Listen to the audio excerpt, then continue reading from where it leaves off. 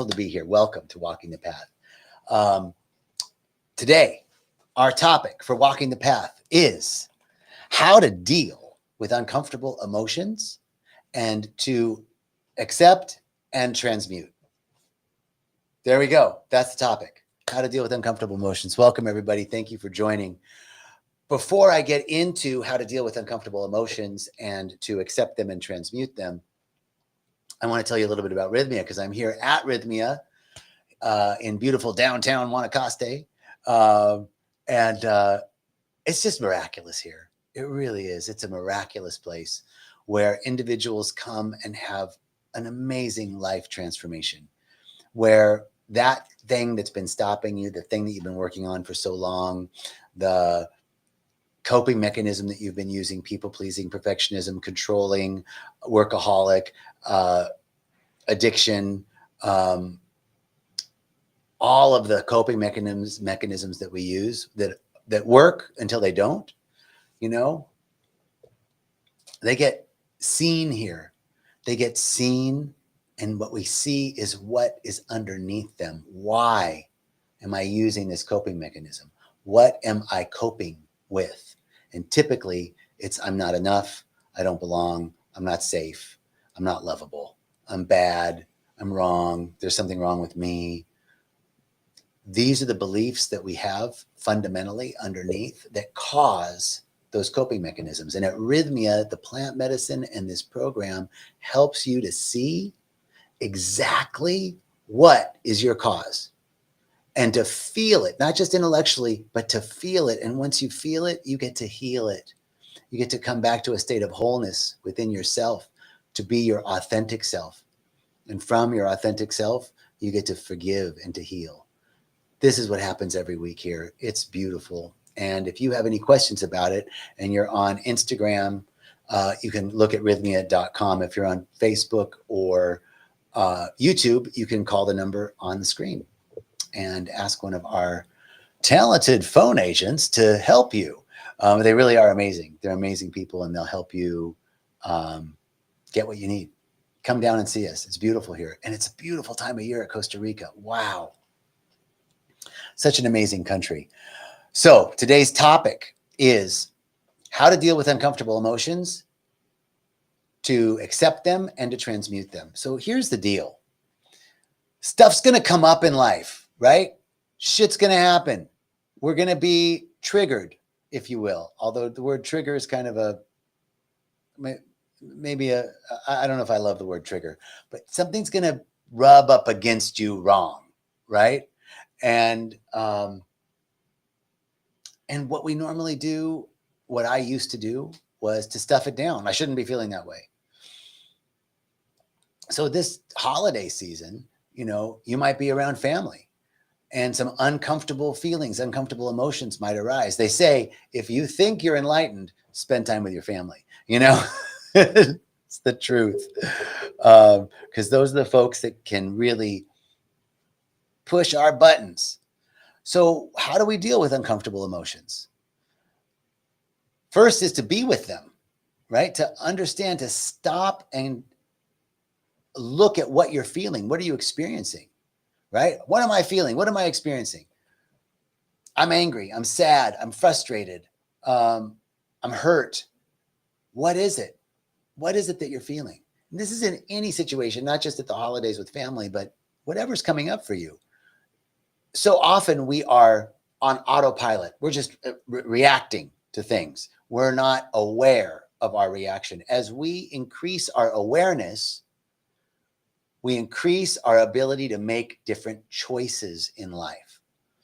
Addiction, workaholism, people-pleasing, codependency, controlling, all of that stuff is from limited awareness. Like, oh, well, I've got this problem, and this is the Chinese bistro menu that I have to choose from.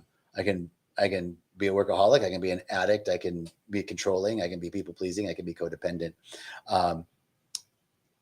Or any of the other number of coping mechanisms to use, but those are limited awareness. As we start to expand our awareness, we can see more options, more possibilities, more choices.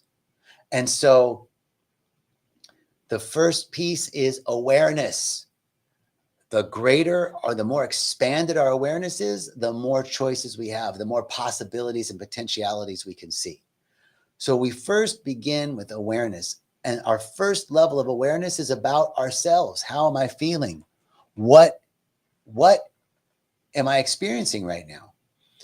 And to be honest with yourself, I'm angry, I'm sad, I'm confused, I'm hurt, I'm lonely, I'm tired. What is it that you're feeling? First piece is that, like, what am I feeling? And to realize that everything that you're feeling, every part of you wants the best for you. Everything that is happening, whether it's alcoholism or workaholism or people pleasing or whatever coping mechanism you use, or your sadness or your anger or your fear, they want the best for you. They don't always know the best way to go about it, but they want the best for you. What does that mean?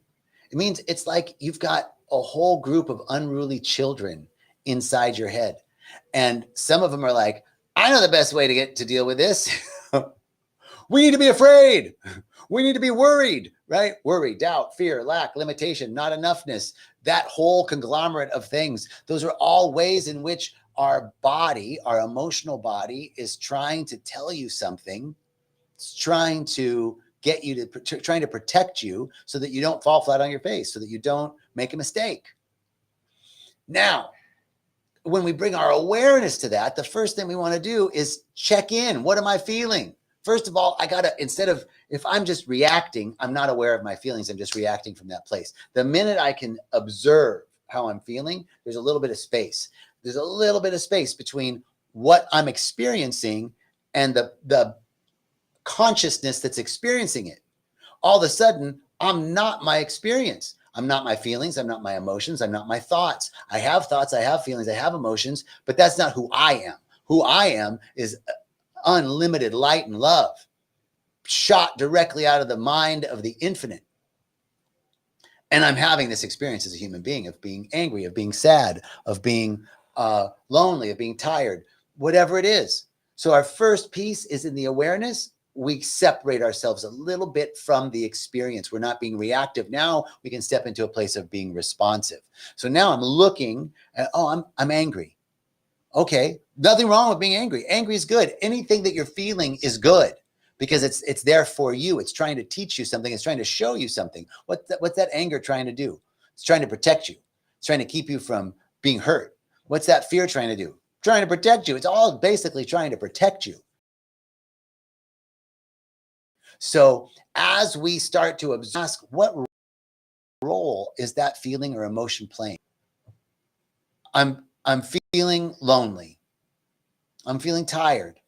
What role is that? What role is anger playing in your life? What role is you're being offended by what your relative said or what somebody said on the news? What role is that playing? Generally protection. It's trying to protect you, and it's trying to do that. It wants the best for you, but it doesn't necessarily know the best way to go about it. That's what I meant when you have like a bunch of children inside your head that think they know best, but you need to be the adult. You need to be not the superior one, but the one that has a different level of experience that can help guide these immature aspects of our personality into a more holistic approach. So I first start to see what am I experiencing? What am I feeling? What role is that playing? It's playing a role to protect me. It's helping me. Well, that's not the way I want to go about it. And now you can look at that. You can look at that mechanism. That's an old pattern. That's an old way of being. The way I deal with stuff is to drink. The way I deal with stuff is to get angry. The way I deal with stuff is to just please people and put their feelings above mine. Oh, okay, that's an old pattern. I don't want that old pattern anymore. Now I'm seeing it. It's there to protect me, but it's not really doing its job anymore. So I get to, just like a little child, go, hey, there's my people-pleasing Buddha. There's that aspect of me that wants to lose consciousness in drugs or alcohol so that I'm not aware. There's that part of me that wants to fight. There's that part of me, whatever it is, that's just, okay, there's a part of me. There's my angry part. There's that angry child within me. And what do you do with a child? Do you beat them senseless in order to teach them a point? No, but that's what we're doing to ourselves, to our little inner child. We're like, shut the fuck up, beating them down. No, we got to treat them like a child that doesn't know better, and we're here to teach them something, right? So we get to say, hey, to that part of you, thank you so much. Thank you so much for wanting to protect me. But that's not the way we go about it anymore. I go about it with expanded awareness. I go about it with holding the best and highest individual and collective good. I'm looking for something different. So you say thank you to that part, and then you say that's no longer valid, and then you get to replace it with what you want. So, for example, let's say you're feeling envy, jealousy, right? I'm feeling envious of those people over there. Okay, thank you, envy. What role is envy playing? What role is jealousy playing? It's there to protect me. It wants me to do well. It wants me to not be left behind. Okay, thank you. It's totally cool. Appreciate you, envy and jealousy. Now, the way we're working on this now, envy and jealousy, that's an old program. The way we're working on it is I'm going to know the truth that I'm connected to everything and everyone, that we are one. I know that I'm enough in this moment. I'm enough, and this moment is enough. And I know that I create what I want. I'm the creator of my life experience. I create what I want. And what I want comes to me with ease and grace in a magical way. Now, there's a mantra that you can create in your words that are the direct counterpoint to the thing that you're experiencing. Like the jealousy and envy is there to get me to, do better and to not feel like I'm being left behind. But that creates resentment and ugliness, and I don't want that.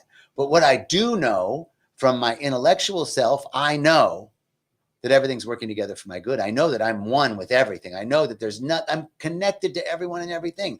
I know that I'm enough. Just by me being me, I'm enough. In this moment, I'm enough. And this moment is enough, and I'm enough in it.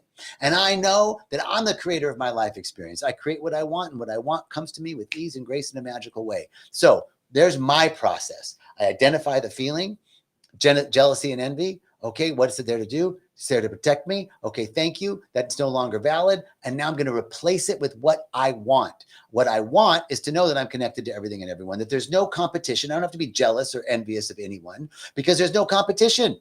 There's no competition. Why? Because there's not another me on the planet. There's never been another me. There's not one now, and there never will be. And it's the same for you. You're incomparable. I'm incomparable. What if we walked around feeling incomparable? And being incomparable doesn't mean that you're an arrogant ass. Being incomparable means there's no comparison to me. And there's no comparison to you. Like we're incomparable. And therefore, me being my incomparable self doesn't take anything away from you being it's not about inferiority or superiority. It's not even about equality. It's about my uniqueness, and that it's my path, nobody else's path that I'm on. I could go down the rabbit hole and say, you really shouldn't be feeling envy and jealousy at this point in your life. You should be much more advanced than that. That's ridiculous. I could beat myself up about that. Does that do any good? Does beating the child senseless do any good? No. We have to teach the child. We have to teach that immature part of ourselves that we have a new way of dealing with jealousy and envy. We have a new way of dealing with fear. We have a new way of dealing with loneliness. We have a new way of dealing with anger. We have a new way of dealing with not enoughness. And so I want you to create your own mantra for the thing that you're working on. What's the thing that comes up for you all the time? Is it jealousy? Is it anger? Is it I'm not good enough? Is it sadness? Is it loneliness? What is it? Identify what it is. Figure out what role it's playing. Thank it, because it served you for a while, but now it's no longer serving. And then you get to replace it. You write your own mantra. What is it that's going to calm your emotional waters?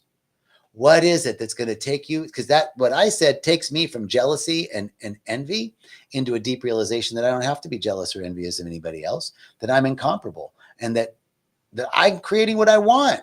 Now it moves my focus away from being focused on what they have and I don't to what I want to create. Isn't that this is the power of your mind. This is the power of your emotions. This is the power of your desire. So this is how we deal with uncomfortable emotions to accept them and transmute them. And that was the intention of this talk today. What time is it? It's one something. Ah. Hey, everybody. Thank you so much for joining. I'm so grateful and so thankful to share this with you. Please reach out if you have any questions and any questions about rythmia, any questions about writing your mantra. I'd love to hear from you. And I look forward to seeing you next week. And we're going to have, next Tuesday, I get to do Jerry's Facebook Live and Instagram Live and YouTube Live. I'm super excited about it. And it's going to be preparation for the holidays. So this was a preparation for the preparation.